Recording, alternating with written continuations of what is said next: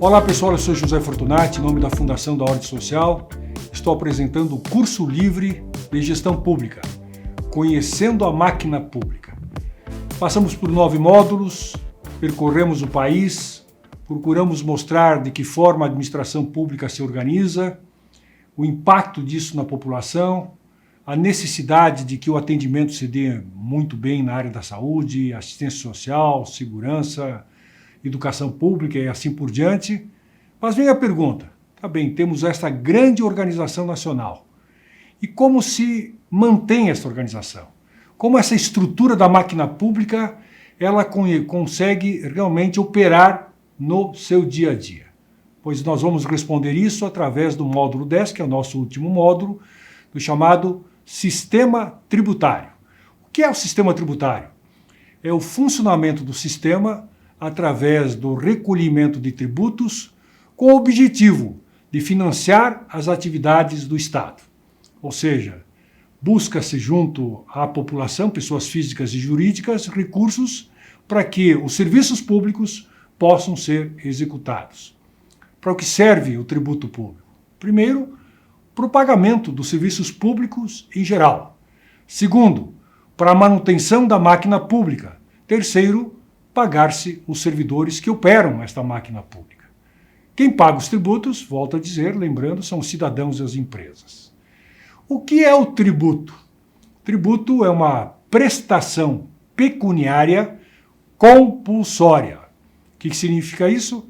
Uma prestação que deve ser feita em dinheiro de forma obrigatória. Segundo aspecto importante, o tributo tem que ser criado por lei. O prefeito, o governador de estado, o presidente da República não pode obrigar ao pagamento de uma taxa, de um emolumento, de um imposto, sem que ele seja criado por lei. E serve para manutenção e desenvolvimento do Estado. Vamos falar um pouco sobre os tributos. Tributo é um nome genérico que abrange quem? Impostos, taxas, contribuições de melhoria, empréstimos compulsórios e as contribuições especiais. Pois vou falar dos principais deles, o principal, indiscutivelmente, é o imposto. O que é o imposto? É um encargo financeiro. Volto a lembrar, tem que ser obrigatoriamente instituído por lei. O contribuinte, ou seja, quem paga, é uma pessoa física ou jurídica. Obrigatoriamente no imposto nós temos que ter um fato gerador. Ou seja, eu vou comprar uma garrafa d'água, o fato gerador é exatamente esta garrafa d'água, que sobre esta garrafa incide um tributo. Tem que ter a aplicação de uma determinada alíquota prevista em lei, ou seja, não se cobra um tributo, um imposto, no caso, sem alíquota. Tem alíquotas claramente definidas. Eu vou pagar o meu IPTU, eu sei exatamente qual a alíquota que recai sobre o meu imóvel. Vou pagar o IPVA, sei exatamente qual é a alíquota que recai sobre o meu automóvel. E, naturalmente, o não pagamento do imposto oferece sanções sobre a pessoa física ou sobre a pessoa jurídica. Nos 300 nós temos tributos, tanto na União, nos estados e nos municípios. Pois bem, vamos falar um pouco dos chamados impostos da União, que são os impostos federais. Um deles, imposto de importação, ou seja, todo produto que nós importamos acabamos pagando imposto. Segundo, o IPI, é o Imposto sobre Produtos Industrializados, que pode ser sobre produto nacional ou sobre produto importado. Terceiro, o IOF, Imposto sobre Operações Financeiras, do câmbio, do crédito, do seguro. Quarto, muito conhecido, Imposto de Renda da Pessoa Jurídica, que é onde nós estabelecemos a renda bruta, que pode ser pago numa contrapartida trimestral ou anual. Mais conhecido ainda, porque afeta todos nós, o Imposto de Renda da Pessoa Física, que incide sobre a renda do trabalhador, sendo que as alíquotas podem variar de 0, ou seja, a pessoa isenta, até 27,5% de toda a renda usufruída pelo trabalhador. Temos também o ITR, que é o Imposto sobre a Propriedade Territorial Rural. Lembrando que nos municípios onde existem, não são todos os municípios que têm áreas rurais, a cobrança desse tributo do ITR, 50% do montante fica com a União, 50% para o município onde a área está localizada. Temos também um outro imposto que é o COFINS, Contribuição do Financiamento da Seguridade Social, que são pagos pelas empresas para garantir a Seguridade Social. O CID, também muito conhecido, que é a Contribuição de Intervenção no Domínio Econômico, que é um imposto que recai sobre o gás natural, o petróleo, o álcool. E temos a Contribuição Social sobre o Lucro Líquido, onde as empresas pagam este tributo. Além disso, nós temos o INSS, pago pelas pessoas físicas e jurídicas para garantir a previdência. O FGTS, o Fundo de Garantia de Tempo de Serviço, que é pago para as pessoas trabalhadoras com carteira assinadas, que sejam chamados CLTistas. Outro imposto é o PIS, Programa de Integração Social, bem como o PASEP, que é o Programa de Formação do Patrimônio do Servidor Público. Esses são os principais impostos federais. Vamos tratar dos chamados impostos estaduais, que são cobrados pelos governos estaduais. O principal deles, indiscutivelmente, é o conhecido ICMS, que é o Imposto sobre Circulação de Mercadorias e Serviços, onde o Estado arrecada, ficando com 75% da arrecadação e os 25% restantes do município onde o ICMS foi gerado. Temos o Imposto sobre Transmissão, Causa-Mortes e Doação, que incide sobre as heranças. IPVA, tão conhecido, Imposto sobre a Propriedade de Veículos Automotores.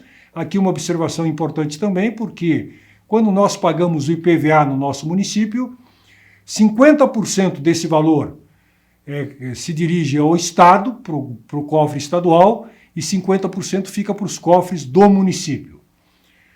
Falando agora na terceira etapa da União, dessa relação da federação, União, Estados, impostos municipais. Temos o ITBI, que é Imposto de Transmissão de Bens Intervivos, ou seja, quando a gente vende um imóvel entre duas pessoas que estão vivas, como diz o intervivos, pagamos um tributo que é um tributo municipal. O ISS, que tem grande importância, especialmente em cidades de médio e grande porte. Imposto sobre Serviços. O IPTU, o mais conhecido, porque dificilmente este tributo não é reconhecido por qualquer pessoa no país, é o Imposto sobre a Propriedade Territorial e Predial Urbana.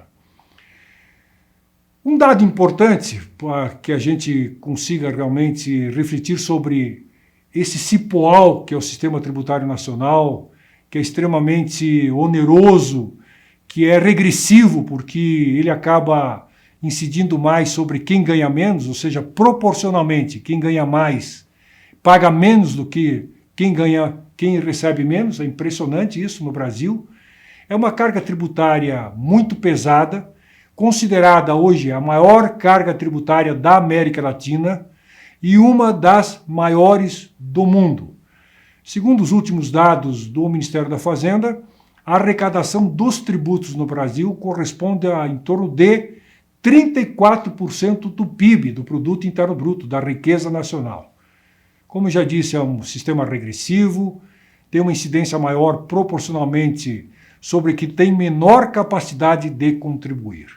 É importante entender alguns repasses que a União faz, obrigatoriamente, compulsoriamente, para estados e municípios. Como exemplo, há um repasse de 49% do imposto de renda e do IPI, sendo que esse repasse, 21,5% vai para o Fundo de Participação dos Estados, 3% para os programas de incentivo para as regiões Norte e Nordeste e 22,5% para o Fundo de Participação dos Municípios, que é essencial para a sobrevivência da maioria dos pequenos municípios brasileiros.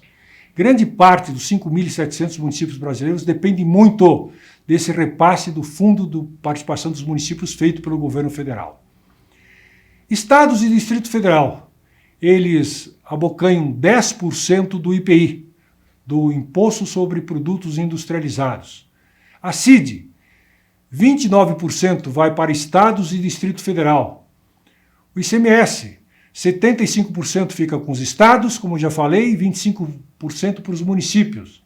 O IPVA, o estado fica com 50%, os municípios recebem 50%. Os municípios onde o veículo está emplacado. O que sabemos claramente é que é uma divisão desproporcional dos recursos. Todos os cidadãos pagam em todo o país, de uma forma direta ou indireta, o tributo. O direto são os chamados impostos visíveis, como IPTU, IPVA, e os indiretos, que são os invisíveis, é quando compramos uma camisa, nós não sabemos exatamente quando estamos pagando, uma garrafa d'água, pagamos a luz e assim por diante. Mas todos nós, desde a pessoa mais rica do país, de maior posse até de maior vulnerabilidade, que consiga adquirir alguma coisa, ele acaba pagando um tributo. Pois bem, nós temos então, nessa distribuição desproporcional, as chamadas transferências obrigatórias, que são automáticas da União para os municípios e estados.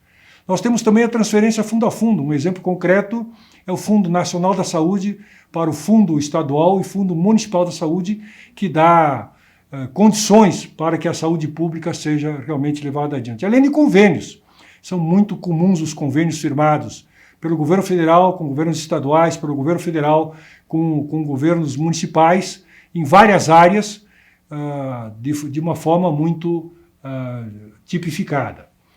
Como é que se dá, eu falei nessa má distribuição do chamado bolo tributário, como é que se dá essa distribuição? Nós sabemos que, infelizmente, é uma concentração excessiva do bolo tributário nas mãos da União. Nós sabemos que, infelizmente, cada vez mais os municípios acabam agregando a prestação de serviços às políticas públicas, que, de um lado, eu defendo, porque nada melhor do que o município, onde o indivíduo está, onde ele vive, onde ele mora, onde ele precisa do atendimento das suas necessidades, de que os municípios prestem todas as políticas públicas adequadas. O grande problema é de que essa descentralização de serviços prestados pela União, pelos estados para os municípios, nem sempre tem uma contrapartida orçamentária adequada.